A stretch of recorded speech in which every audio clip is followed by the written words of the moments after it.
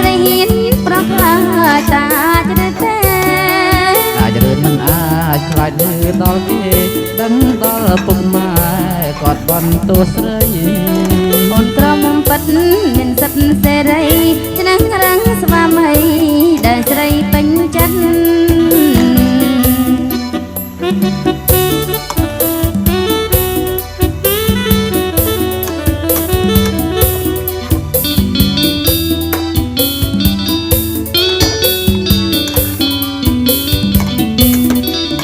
កាសូមមេទេទួបងកងជួនកាមួយតងបងអញជើញស្រីមានគូរំវងទំរំឆ្នាំថ្មីការវាយប្រណី